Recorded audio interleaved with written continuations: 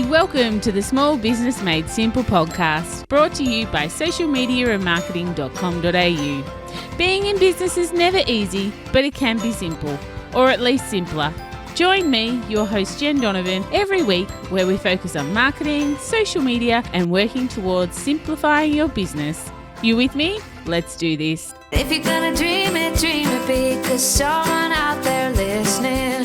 Everyone's got a voice to give, and it's time I heard you whistling, 'cause there's no point at all,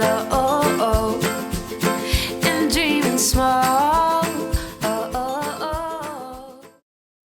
Why, hey there, my fabulous listener. Welcome to another episode of the Small Business Made Simple podcast. This is episode 246.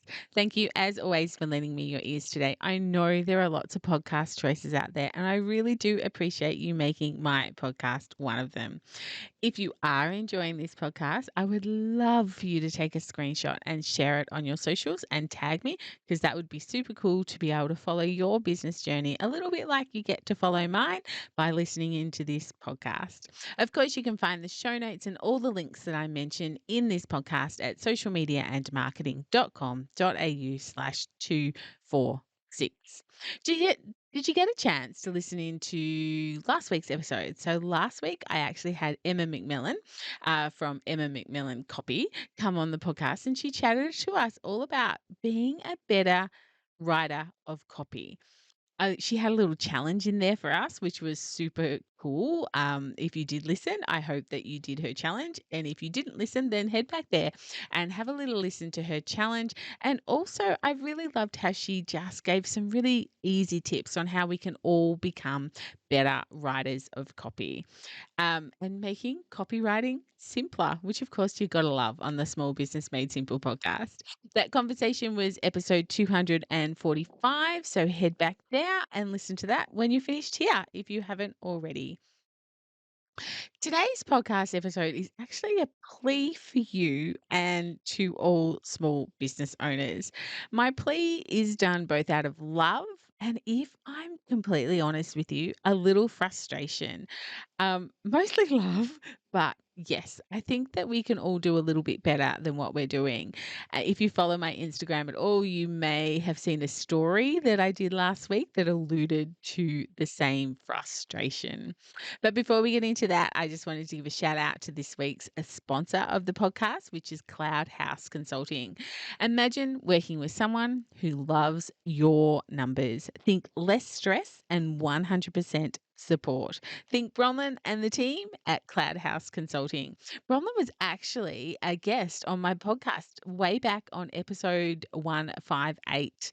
So if you haven't listened to that one recently, head back there and have a listen. It was all about 3 reasons why you should keep an eye on your numbers. And I know numbers is something we tend to gloss over in business, so it's a really good opportunity to think about your numbers. It's a great episode. Of course, they have a team to help you master the basics over at Cloud House Consulting, but they also cover other stuff as well, just not all about mastering the basics. If you head to their website, which is cloudhouse.consulting, you'll see that Bron has a really cool book over there, an ebook called Kitchen Table Empires, because we all know that we are literally building empires around our own kitchen tables. So I love the title of that book. The ebook is actually a reference guide with everything to do with business, including GST registration, employment basics, cash flow and budgeting, all sorts of things that I know a lot of small business owners would be after. So go and check out the ebook. Go and check out Cloud House Consulting. You can find it at all the W's, cloudhouse.consulting. So you might be asking, Jen, why are you frustrated? Well, let me tell you a little story. So, I write a lot of blogs and social media posts for other small businesses. It's not something I necessarily offer as part of my service, but it is something that I find myself doing a lot lately through both my e commerce business that I have, which is spendwithus.com.au, and as part of being a member of my local business chamber as well. I cannot tell you, though, how many times I am attempting to write a blog or an article or a social media post to promote a small business on my platform or from my town, and I cannot get enough information from the internet to do so. There's just not enough information on their website, and that's even if they have a website. Or is there enough information on their social media, such as Facebook and Instagram? I just can't find the basic information like who the business owner is, when the business started, where is the business located, and don't even get me started when I'm trying to find a photo of the actual business owner or their team or the front of their building if they are a bricks and mortar. It is almost impossible.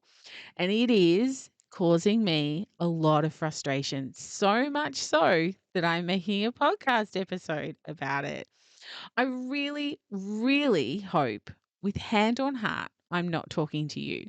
I hope that if I needed to write a blog or a social media post about your business, then I could find all the basic information, find some lovely high res photos of you and or your team to complete that actual exercise of writing that blog or that social media post.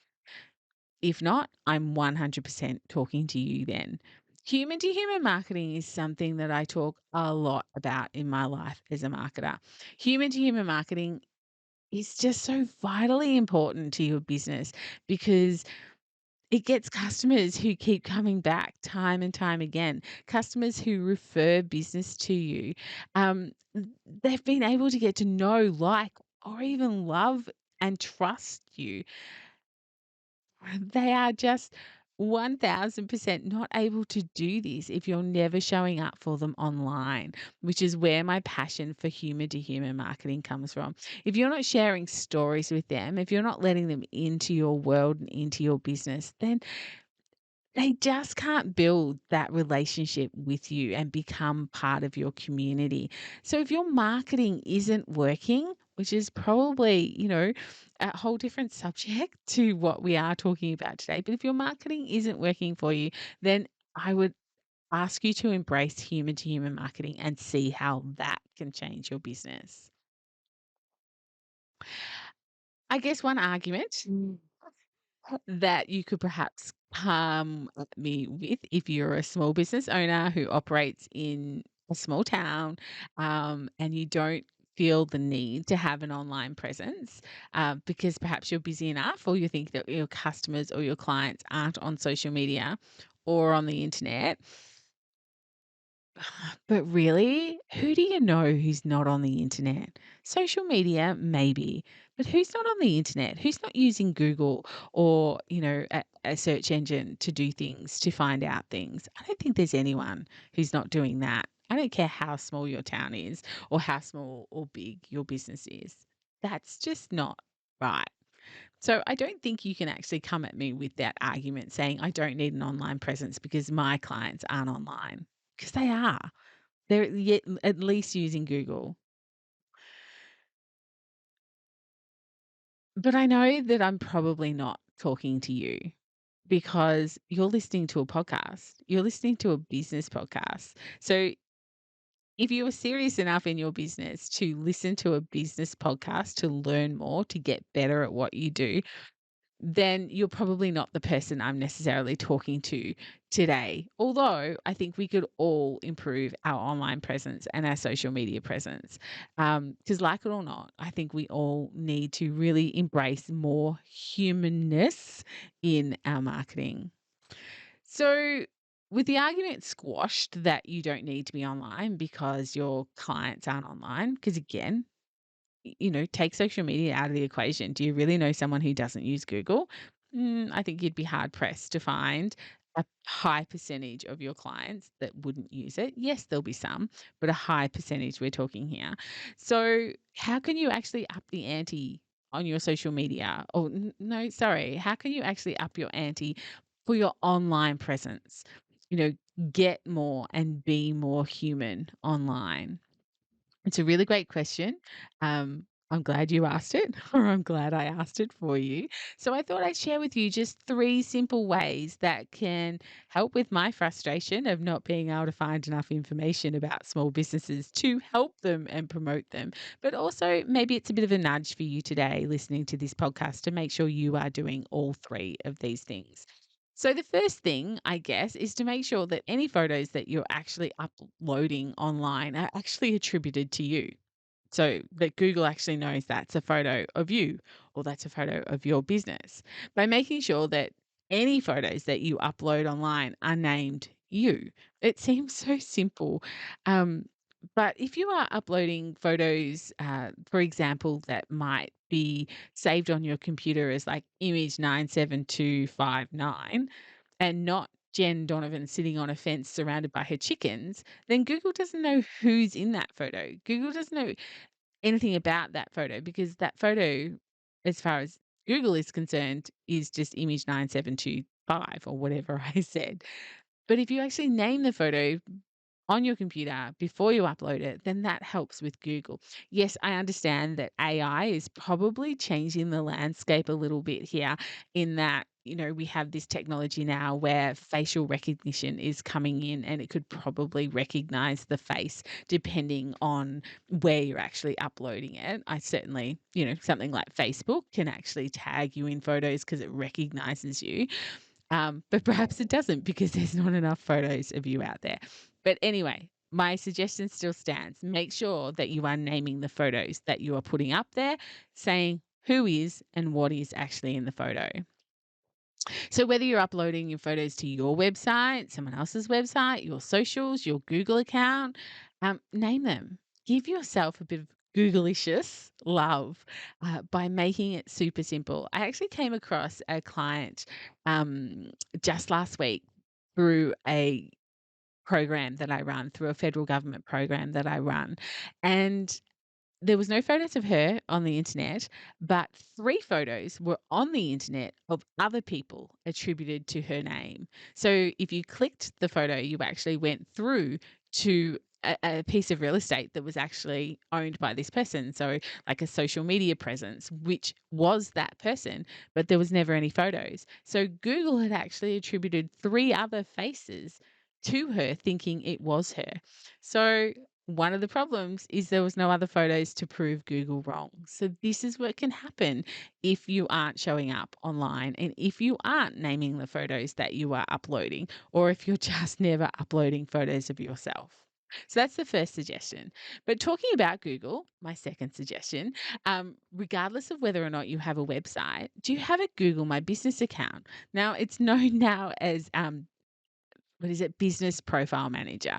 Used to be called Google My Business. It's Business Profile Manager now. But the name may have changed and a few features might have changed, but Google My Business is still a really important part of your online presence, your Google presence. So if you haven't already set up a business profile in your Business Profile Manager, then I'd suggest that you Google that. Go to Google and literally type in how to start or how to create a business profile manager, and it will walk you through the steps. Like I said, the features may have changed, the name may have changed, but still, episode 85 of this podcast is worth a listen to go back and have a listen to all the things that you could do to up your profile on Google by using this particular feature that Google offers you. So, no matter what size business you have, this is super important and something I would highly encourage you to go and do. And if you're thinking, now, Jen, I'm pretty sure I set up a Google My Business profile like years ago, or 12 months ago, or 6 months ago. Perfect. So, my challenge to you is to go back and make sure all the information is still correct and to actually start posting to it like you would a social media and upload some new photos if you haven't touched it in the last few months or so. So, making sure that you're doing that. My third tip for you is basically to show the heck up. Have a photo shoot. Take some photos of yourself. Do some videos. Do short videos, long videos, fat videos, skinny videos, small videos. do voiceovers of the posts that you put on social media. Contact your local newspaper or your local radio station and get some free PR for your business. Get your voice out there, get your face out there. Get them to do a feature of you. Go back and have a look on all your social media presences that you have or your profiles that you have, and have a look at the bios. Do you need to change your bios on social media? Check the about section on your website if you have one, or if you do have one, make the about section of your website actually about you and your business, and tell us stuff. Tell us stuff about you. Tell us stuff about your team. Tell us stuff about your business. I cannot stress this enough. We need to show up. Slowly but surely, we need to embrace showing up more often, not only for some Googleicious love, but so that people like me can feature you, so that other people can learn more about your business. It is that important. So, my challenge to you today is firstly to go and Google yourself. Go to Google or whatever platform you use to do your searches. Um, Go to Google and type in your name, see the results, and then type in your business name and see the results. Make sure you click images as well, to check what images are out there, and make sure that all the images that are attributed to you and your business are actually about you and your business. But have a bit of a look. What did you find? Did you find loads of stuff when you Googled your name and your business name? Did you find nothing? Did you find barely anything? Did you find odd stuff that really shouldn't be there? Really, regardless of the results of these searches, I really want you to embrace showing up. I really want you to embrace that other people will be looking for you on Google or on social media. They want to get to know, like, and trust you. So you need to embrace showing up. I want anyone who is looking for your face or looking for the face of your business to find you easily.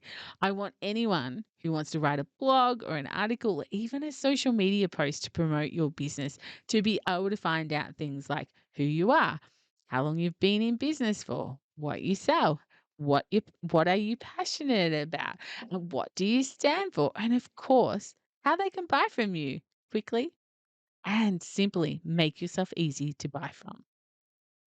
Perhaps in one or two clicks, they can find out this type of information. And if they can't, then as a business marketing strategist, I have to say that you're not doing your job well enough as a business owner. Saying you're too busy to market your business, to show up for your business, too busy working in your business to work on your business just doesn't fly in 2023. We are beyond that. Your community is beyond that. And frankly, you are beyond that as well. So, as this episode is actually titled, this is my plea to you. Please make getting to know, like, and trust you simple. Please make buying from you simple. Please make knowing who you are, what you stand for, and what things we have in common, as in customer and seller relationship. What do we have in common? I want to know this. People do business with people that they know, like, and trust, but they also do people who, believe what they believe, who have the same values as them. If I can't find that information out, then it's awfully hard to do business with you. So make these things simple and easy to find. Do we have a deal? Fabulous. I really hope that we have a deal. Do you want I would love to know your thoughts on this matter. Um, you know, let's get in touch. Get in touch with me via the Facebook group, Like Minded Business Owners. You can send me a DM. You can send me an email at jen@jendonovan.com.au. But I'd really like to know, is this pushing you out of your comfort zone, or are you just not really aware of how little there is out there about your business, and perhaps a little bit unaware of the importance of showing up and building community and building know, like, and trust with your customers, old, new, and future customers and clients as well. Tell me it all. I would love to hear from you. But that's it for episode 246. I hope that you did find this episode valuable. I hope it gave you a nudge in the right direction. And if you are showing up gloriously all over social media and in your Google searches, then pat yourself on the back. I commend you, and I love that you are embracing the fact that you are the face of your business. So do a happy dance. Let me know. Maybe even send me an email or a message with the happy dance happening. I would love that. If you did find this episode valuable, then I'd love for you to take 30 seconds out of your day and leave me a rating and review if you can do that where you listen to podcasts. But that is all for today. I will see you next week on episode 247. Thanks again to Cloud House Consulting for sponsoring today's episode. Don't forget about their ebook. That is a reference guide to everything to do with business, including like GST registration, employment basics, cash flow, and budgeting. Of course, you can find that ebook and everything to do with Cloud House Consulting at all the W's, cloudhouse.consulting. But in the meantime, if we're not social on social, come and find me. I would love to connect with you. But whatever you do, remember, my small business peep, as my opening song says, there is no point in dreaming small. No time like the present. Tell it like you feel it, say it proud, be true, and let us see you for the star that you are. No point in dreaming small. I would like to acknowledge the traditional custodians of the land, the Yorta Yorta people, on which I record this podcast and conduct my business today, and pay my respects to their elders, past and present. I extend this respect to the Aboriginal and Torres Strait Islander people here with us today as well.